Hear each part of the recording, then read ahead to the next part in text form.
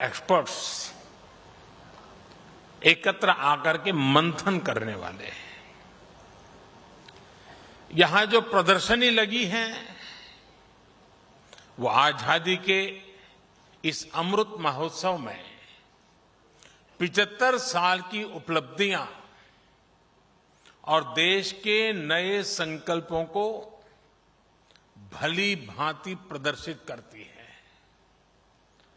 और मैंने अनुभव किया है, पिछले दिनों जब डिफेंस का कार्यक्रम किया था और उस समय जो प्रदर्शनी लगी थी, सिर्फ लखनऊ ही नहीं पूरा उत्तर प्रदेश उसे देखने के लिए पहुंचा था।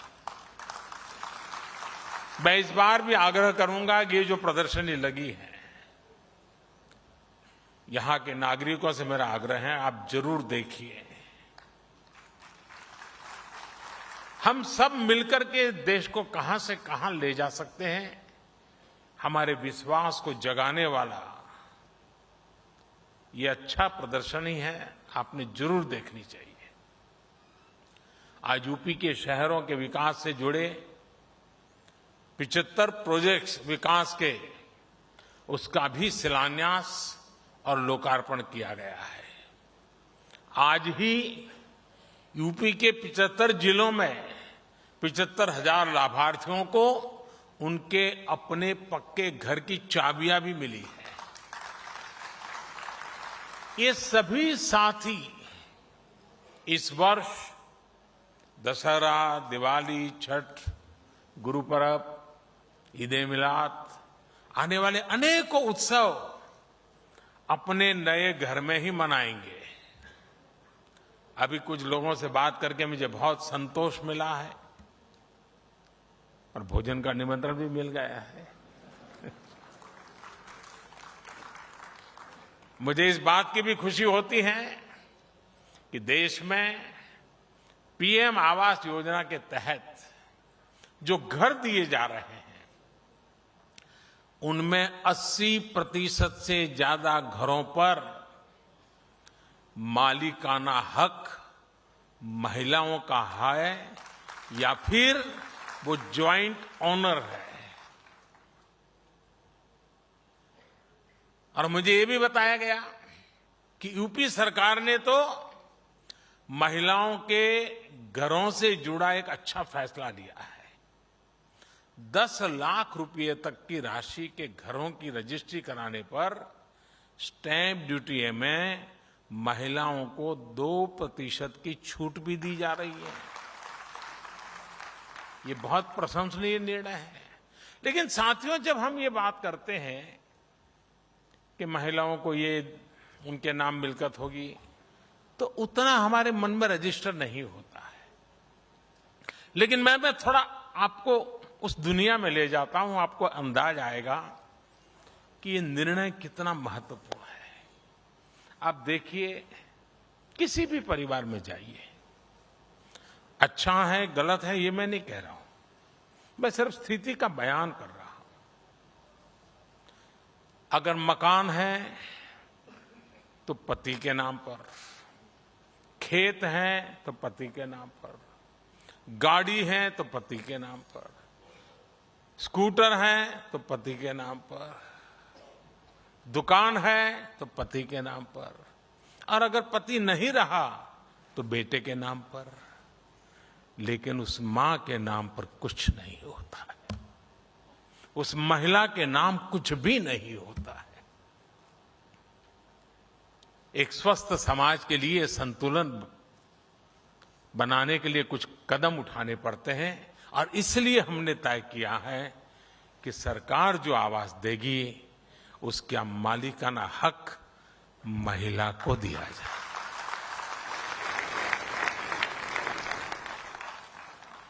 साथियों, आज लखनऊ के लिए एक और बधाई का अवसर है। लखनऊ ने अटल जी के रूप में एक विजनरी मां भारती के लिए समर्पित राष्ट्र नायक देश को दिया है। आज उनकी स्मृति में बाबा साहब भीमराव अंबेडकर यूनिवर्सिटी में अटल बिहारी वाजपेयी चेयर स्थापित की जा रही है। मुझे विश्वास है कि ये चेयर अटल जी के विजन, उनके एक्शन, राष्ट्र निर्माण में उनके योगदान को विश्व पटल पर लाएगी। जैसे भारत की 75 साल की विदेश नीति में अनेक मोड़ आए, लेकिन अटल जी ने उसे नई दिशा दी। देश की कनेक्टिविटी, लोगों की कनेक्टिविटी के लिए उनके प्रयास आज के भारत की मजबूत नींव है। अब सोचिए, एक तरफ प्रधानमंत्री ग्राम सड़क योजना और दूसरी तरफ स्वर्णिम चतुष्क, north east, east west, north south, east west corridor, यानी दोनों तरफ एक साथ दृष्टि और दोनों तरफ विकास का प्रयास। साथियों, वर्षों पहले जब अटल जी ने नेशनल हाईवे के माध्यम से देश के महानगरों को जोड़ने का विचार रखा था, तो कुछ लोगों को यकीन ही नहीं होता था कि ऐसा संभव है। 6-7 पहले जब मैंने गरीबों के लिए करोड़ों पक्के घर, करोड़ों शौचालय, तेजी से चलने वाली रेल, शहरों में पाइप से गैस, ऑप्टिकल फाइबर जैसे बड़े इंफ्रास्ट्रक्चर प्रोजेक्ट की बात की, तब भी आदतन कुछ लोग यही सोचते थे कि इतना सब कुछ कैसे हो पाएगा। लेकिन आज इन अभियानों में भारत की सफलता दुनिया देख रही है। भारत आज पीएम आवास योजना के तहत जितने पक्के घर बना रहा है, वो दुनिया के अनेक देशों की कुल आबादी से भी अधिक है। एक समय था जब घर की स्वीकृति से लेकर उसको जमीन पर उतरने में ही बरसों लग जाते थे। जो घर बनते थे भी वो शायद रहने लायक थे कि नहीं, ये सवालिया निशान जरूर पूछे जाते थे। घरों की साइज छोटी, कंस्ट्रक्शन मटेरियल खराब, अलॉटमेंट में हेरा फेरी, ये सब मेरे गरीब भाइयों बहनों को भाग्य बना दिया गया था। 2014 में देश ने हमें सेवा करने का अवसर दिया और मैं उत्तर प्रदेश का विशेष रूप से आभारी हूं कि आपने मुझे देश की संसद में पहुंचाया। और जब आपने हमें दायित्व दिया तो हमने अपना दायित्व निभाने की ईमानदार कोशिश की है। साथियों, 2014 से पहले जो सरकार थी उसने देश में शहरी आवास योजनाओं के तहत सिर्फ 13 लाख मकान ही मंजूर किए थे। आंकड़ा याद रहेगा? पुरानी सरकार ने 13 लाख आवास, इसमें भी सिर्फ 8 लाख मकान ही बनाए गए थे। 2014 के बाद से हमारी सरकार ने पीएम आवास योजना के तहत शहरों में 1,13,00,000 से ज्यादा घरों के निर्माण की मंजूरी दी।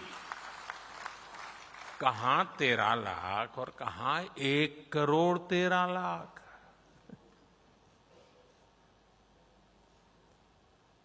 इसमें से 50 लाख से ज्यादा घर बनाकर उन्हें गरीबों को सौंपा भी जा चुका है।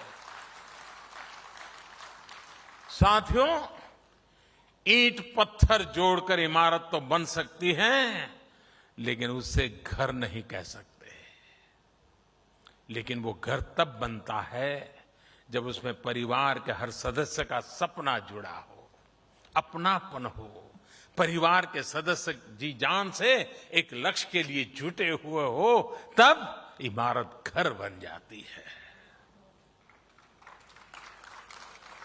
साथियों, हमने घरों के डिजाइन से लेकर घरों के निर्माण तक की पूरी आजादी लाभार्थियों को सौंप दी है।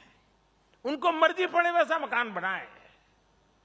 दिल्ली में एयर कंडीशन कमरे में बैठ करके कोई ये तय नहीं कर सकता कि तुम्हारी खिड़की उधर होगी या इधर होगी। 2014 के पहले सरकारी योजनाओं के घर किस साइज के बनेंगे, इसकी कोई स्पष्ट नीति ही नहीं थी। कहीं 15 स्क्वायर मीटर के मकान बनते थे तो कहीं 17 स्क्वायर मीटर के। इतनी छोटी जमीन पर जो निर्माण होता था उसमें रहना भी मुश्किल था। 2014 के बाद हमारी सरकार ने घरों की साइज को लेकर भी स्पष्ट नीति बनाई। हमने ये तय किया कि 22 स्क्वायर मीटर से छोटा कोई घर नहीं बनेगा। हमने घर का साइज भी बढ़ाने के साथ ही पैसा सीधा लाभार्थियों के बैंक खाते में भेजना शुरू किया। गरीबों के बैंक खातों में घर बनाने के लिए भेजी ये राशि कितनी है, इसकी चर्चा बहुत कम हुई है।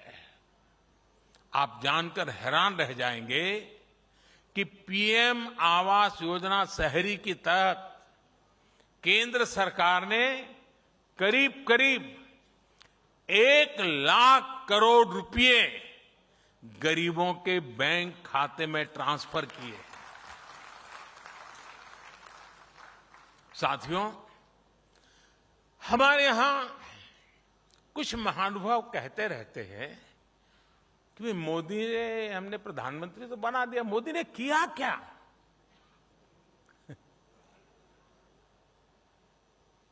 आज पहली बार मैं ऐसी बात बताना चाहता हूं जिसके बाद बड़े बड़े विरोधी जो दिन रात हमारा विरोध करने में ही अपनी ऊर्जा खपाते हैं, वो मेरा ये भाषण सुनने के बाद टूट पड़ने वाले हैं, मुझे पता है। लेकिन मुझे लगता है मुझे बताना चाहिए। मेरे जो साथी, जो मेरे परिवारजन है, जो झुग्गी झोपड़ी में जिंदगी जीते थे, जिनके पास पक्की छत नहीं थी, ऐसे 3 करोड़ परिवारों को इस कार्यकाल में एक ही योजना से लखपति बनने का अवसर मिल गया है। इस देश में मोटा मोटा अंदाज करें तो 25-30 करोड़ परिवार है, मोटा मोटा अंदाज करें।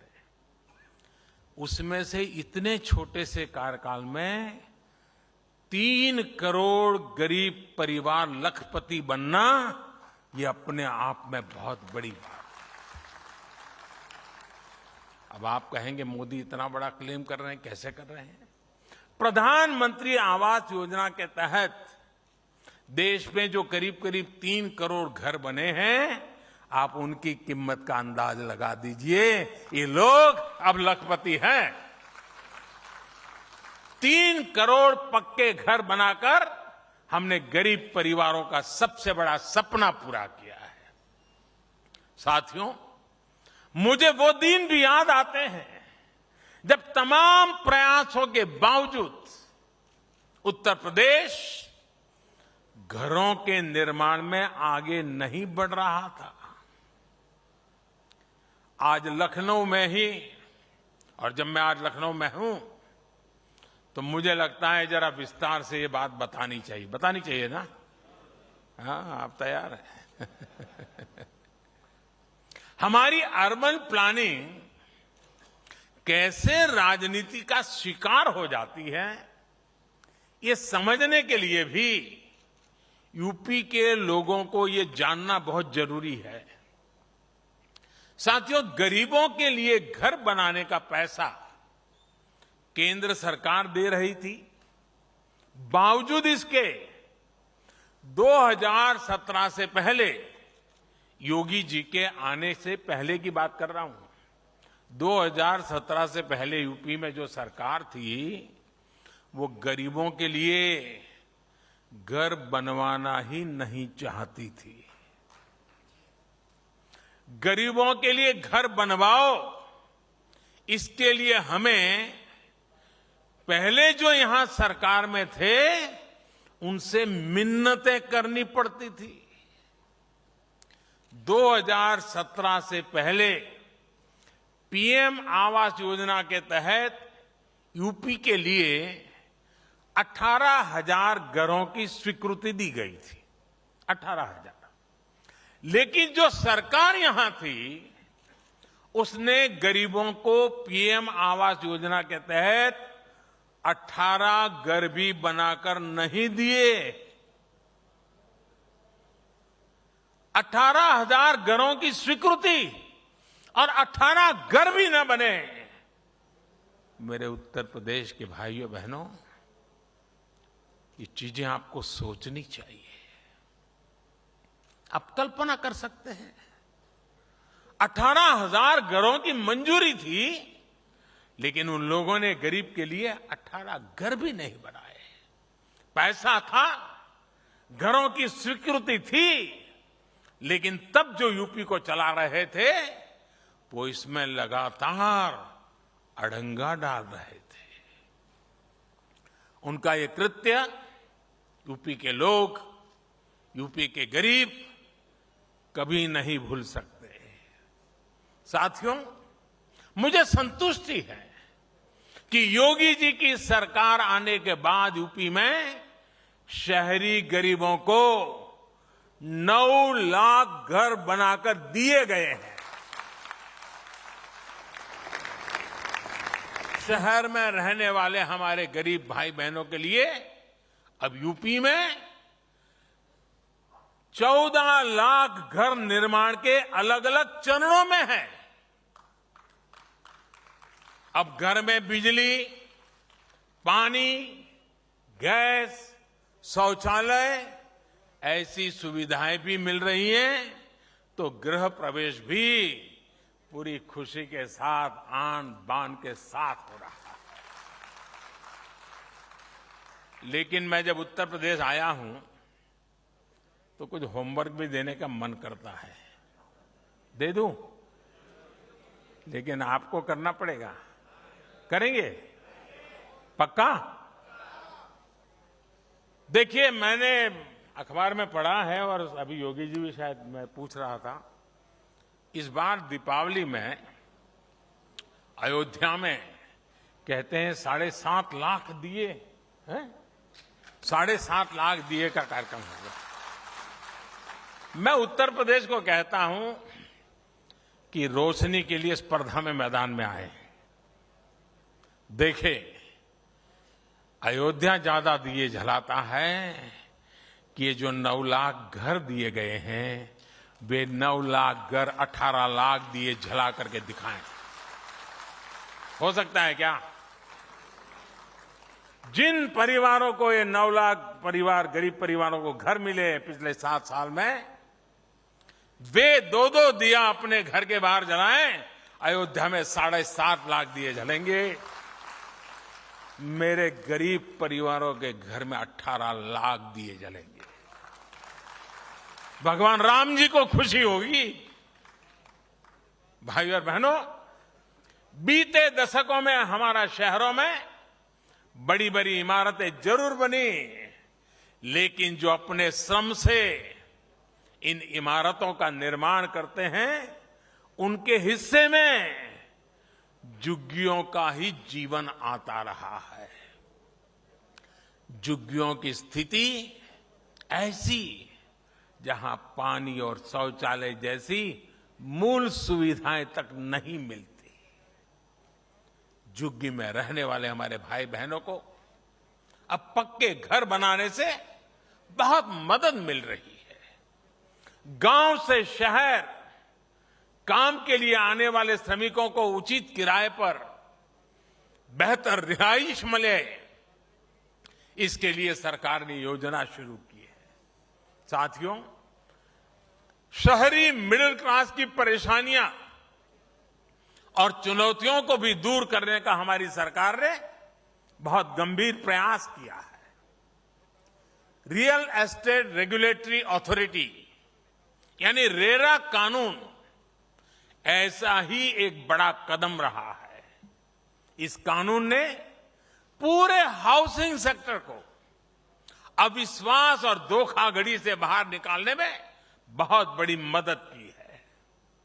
इस कानून के बनने से घर खरीदारों को समय पर न्याय भी मिल रहा है। हमने शहरों में अधूरे पड़े घरों को पूरा करने के लिए हजारों करोड़ रुपए का विशेष फंड भी बनाया है। मिडिल क्लास अपने घर का सपना पूरा कर सके, इसके लिए पहली बार घर खरीदने वालों को लाखों रुपयों की मदद भी दी जा रही है। उन्हें कम ब्याज दरों से भी मदद मिल रही है। हाल ही में मॉडल टेनेंसी एक्ट भी राज्यों को भेजा गया है और मुझे खुशी है कि यूपी सरकार ने तुरंत ही उसे लागू भी कर दिया है। इस कानून ने मकान मालिक और किराएदार दोनों की बरसों पुरानी दिक्कतें दूर हो रही है। इससे किराए का मकान मिलने में आसानी भी होगी और रेंटल प्रॉपर्टी के बाजार को बल मिलेगा। अधिक निवेश और रोजगार के अवसर बनेंगे। भाइयों और बहनों, कोरोना के काल में वर्क फ्रॉम होम को लेकर जो नियम बनाए गए, उनसे शहरी मिडिल क्लास का जीवन और आसान हुआ है। रिमोट वर्किंग के आसान होने से कोरोना काल में मिडिल क्लास के साथियों को बहुत राहत मिली है। भाइयों और बहनों, अगर आप याद करें तो 2014 से पहले हमारे शहरों की साफ सफाई को लेकर अक्सर हम नकारात्मक चर्चाएं ही सुनते थे। गंदगी को शहरी जीवन का स्वभाव मान लिया गया था। साफ सफाई के प्रति बेरुखी से शहरों की सुंदरता, शहरों में आने वाले टूरिस्ट, इस पर तो असर पड़ता ही है। शहर में रहने वालों के स्वास्थ्य पर भी ये बहुत बड़ा संकट होता है। इस स्थिति को बदलने के लिए देश स्वच्छ भारत मिशन और अमृत मिशन के तहत बहुत बड़ा अभियान चला रहा है। बीते वर्षों में शहरों में 60 लाख से ज्यादा निजी टॉयलेट और 6 लाख से अधिक सामुदायिक शौचालय बने हैं। 7 साल पहले तक यहां सिर्फ 18% कचरे का ही निष्पादन हो पाता था, वो आज बढ़कर 70% हो चुका है। यहां यूपी में भी वेस्ट प्रोसेसिंग की बड़ी क्षमता बीते वर्षों में विकसित की गई है और आज मैंने प्रदर्शनी में देखा ऐसी अनेक चीजों को वहां रखा गया है और मन को बड़ा सुकून देने वाला दृश्य है। अब स्वच्छ भारत अभियान 2.0 के तहत शहरों में खड़े कूड़े के पहाड़ों को हटाने का अभियान भी शुरू कर दिया गया है। साथियों, शहरों की भव्यता बढ़ाने में एक और अहम भूमिका निभाई है एलईडी लाइट्स ने। सरकार ने अभियान चलाकर देश में 90 लाख से ज्यादा पुरानी स्ट्रीट लाइट्स को एलईडी से बदला है। एलईडी स्ट्रीट लाइट लगने से शहरी निकायों के भी हर साल करीब 1000 करोड़ रुपए बच रहे हैं। अब ये राशि विकास के दूसरे कार्यों में वो शहरी निकाय लगा सकते हैं और लगा रहे हैं। एलईडी ने शहर में रहने वाले लोगों का बिजली बिल भी बहुत कम किया है। जो एलईडी बल्ब पहले 300 रुपये से भी महंगा आता था, वो सरकार ने उजाला योजना के तहत 50-60 रुपए में बना दिया है। इस योजना के माध्यम से करीब 37 करोड़ 37 करोड़ एलईडी बल्ब बांटे गए हैं। इस वजह से गरीब और मध्यम वर्ग का करीब करीब 24,000 करोड़ रुपए बिजली बिल में बचत हुई है। साथियों, 21वीं सदी के भारत में शहरों के कायाकल्प का सबसे प्रमुख तरीका है टेक्नोलॉजी का ज्यादा से ज्यादा इस्तेमाल। शहरों के विकास से जुड़ी जो संस्थाएं हैं, जो सिटी प्लानर्स हैं, उन्हें अपनी अप्रोच में सर्वोच्च प्राथमिकता टेक्नोलॉजी को देनी होगी। और साथियों, जब हम गुजरात में छोटे से इलाके में रहते थे और जब भी लखनऊ की बात आती थी तो लोगों के मुंह से निकलता था कि भाई लखनऊ में तो कहीं पर जाइए सुनने को मिलता है पहले आप, पहले आप, पहले आप। यही बात होती है।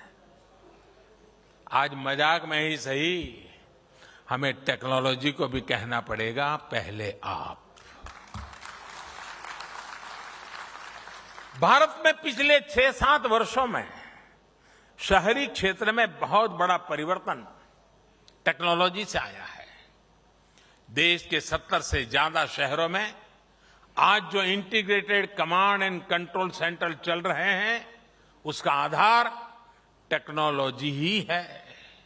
आज देश के शहरों में सीसीटीवी कैमरों का जो नेटवर्क बिछ रहा है, टेक्नोलॉजी ही उसे मजबूत कर रही है।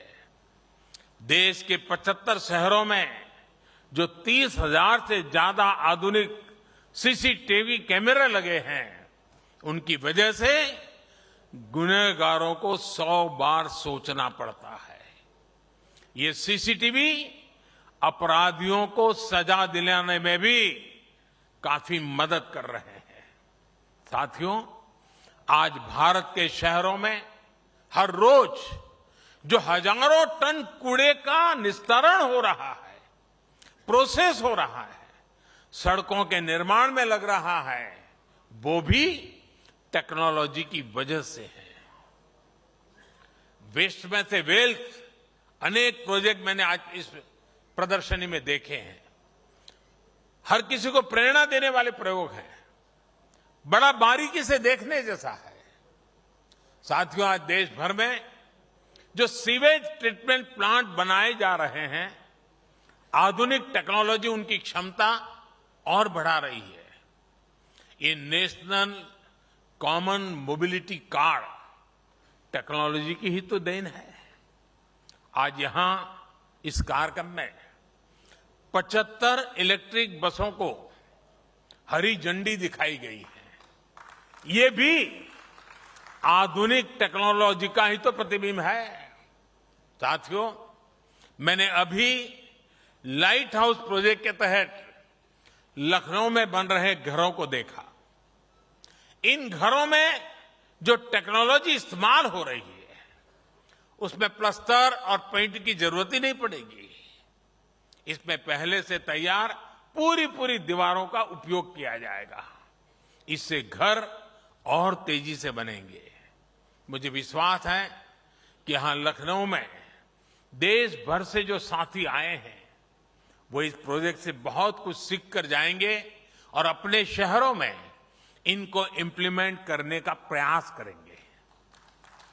साथियों, टेक्नोलॉजी कैसे गरीब का जीवन बदलती है, इसका एक उदाहरण पीएम स्वनिधि योजना भी है। लखनऊ जैसे कई शहरों में तो अनेक प्रकार के बाजारों की परंपरा रही है। कहीं बुध बाजार लगता है, कहीं गुरु बाजार लगता है, कहीं शनि बाजार लगता है, और इन बाजारों की रौनक हमारे रेहड़ी पटरी वाले भाई बहनें ही बढ़ाते हैं। हमारे इन भाई बहनों के लिए भी अब टेक्नोलॉजी का एक साथी बनकर के लाए हैं। पीएम स्वनिधि योजना के तहत रेहड़ी पटरी वालों को, स्ट्रीट वेंडर्स को बैंकों से जोड़ा जा रहा है। इस योजना के माध्यम से 25 लाख से ज्यादा साथियों को 2500 करोड़ रुपए से अधिक की मदद गई है। इसमें भी यूपी के 7 लाख से ज्यादा साथियों ने स्वनिधि योजना का लाभ लिया है। अब उनकी बैंकिंग हिस्ट्री बन रही है और वो ज्यादा से ज्यादा डिजिटल लेन देन भी कर रहे हैं। मुझे खुशी है, इस बात की खुशी है कि स्वनिधि योजना का सबसे ज्यादा लाभ पहुंचाने वाले पूरे देश के टॉप 3 शहरों में 2 हमारे उत्तर प्रदेश के ही हैं। पूरे देश में नंबर 1 है लखनऊ और नंबर 2 पर है कानपुर। कोरोना के इस समय में ये बहुत बड़ी मदद है। मैं योगी जी की सरकार की इसके लिए बहुत सराहना करता हूं। साथियों, आज जब मैं हमारे रेहड़ी पटरी वाले साथियों द्वारा डिजिटल लेन देन की बात कर रहा हूं तो मुझे ये भी याद आ रहा है कि पहले कैसे इसका मजाक उड़ाया जाता था। कहा जाता था कि कम पढ़े लिखे लोग कैसे डिजिटल लेन देन कर पाएंगे, लेकिन स्वनिधि योजना से जुड़े रेहड़ी पटरी वाले अब तक 7 करोड़ से ज्यादा बार डिजिटल लेन देन कर चुके हैं। अब ये थोक व्यापारियों से भी कुछ खरीदने जाते हैं तो डिजिटल पेमेंट ही करते हैं। आज ऐसे ही साथियों की वजह से भारत डिजिटल पेमेंट में नए रिकॉर्ड बना रहा है। जुलाई, अगस्त, सितंबर यानी पिछले 3 महीने में हर महीने 6 लाख करोड़ रुपए से ज्यादा राशि का डिजिटल लेन देन हुआ है। यानी बैंकों में लोगों को आना जाना उतना ही कम हो रहा है। ये बदलते हुए भारत और टेक्नोलॉजी को अपनाते हुए भारत की ताकत को दिखाता है। साथियों, बीते वर्षों में भारत में ट्रैफिक की समस्या और प्रदूषण की चुनौती दोनों पर होलिस्टिक अप्रोच के साथ काम हुआ है। मेट्रो भी उसका एक बेहतरीन उदाहरण है। आज भारत मेट्रो सेवा का देश भर के बड़े शहरों में तेजी से विस्तार कर रहा है। 2014 में जहां 250 किलोमीटर से कम रूट पर मेट्रो चलती थी, वहीं आज लगभग 750 किलोमीटर में मेट्रो दौड़ रही है। और मुझे आज अफसर बता रहे थे कि 1050 किलोमीटर पे काम चल रहा है। यूपी के भी 6 शहरों में आज मेट्रो नेटवर्क का विस्तार हो रहा है। 100 से ज्यादा शहरों में इलेक्ट्रिक बसों के संचालन का लक्ष्य या फिर उड़ान योजना, ये भी शहरी विकास को गति दे रहे हैं। 21वीं सदी का भारत अब मल्टी मॉडल कनेक्टिविटी की ताकत के साथ आगे बढ़ेगा और इसकी भी तैयारी बहुत तेजी से चल रही है। और साथियों, शहरी इंफ्रास्ट्रक्चर के इन सारे प्रोजेक्ट का सबसे बड़ा सकारात्मक प्रभाव है रोजगार निर्माण। शहरों में चाहे मेट्रो का काम हो, घरों का निर्माण हो, बिजली पानी का काम हो, ये बहुत बड़ी संख्या में रोजगार के नए अवसर बनाते हैं। एक्सपर्ट्स उन्हें फोर्स मल्टीप्लायर मानते हैं। इसलिए हमें इन परियोजनाओं की गति को बनाए रखना है। भाई और बहनों, उत्तर प्रदेश में तो पूरे भारत की भारतीय संस्कृति की प्राणवायु समाई है। ये प्रभु श्री राम की भूमि है, श्री कृष्ण की भूमि है, भगवान बुद्ध की भूमि है। यूपी की समृद्ध विरासत को संजोना, संवारना, शहरों को आधुनिक बनाना हम सबकी जिम्मेदारी है। 2017 के पहले के यूपी और बाद के यूपी का अंतर उत्तर प्रदेश के लोग भी अच्छे जानते हैं। पहले बिजली यूपी में आती कम थी, जाती ज्यादा थी। और आती भी थी तो वहां आती थी जहां नेता चाहते थे। बिजली सुविधा नहीं, सियासत का टूल थी। सड़क सिर्फ तब बनती थी जब सिफारिश हो। पानी की स्थिति तो आप सभी को पता है। अब बिजली सबको, सब जगह एक समान मिल रही है। अब गरीब के घर में भी बिजली आती है। गांव की सड़क किसी सिफारिश की मोहताज नहीं है। यानी शहरी विकास के लिए जिस इच्छा शक्ति की जरूरत है वो भी आज यूपी में मौजूद है।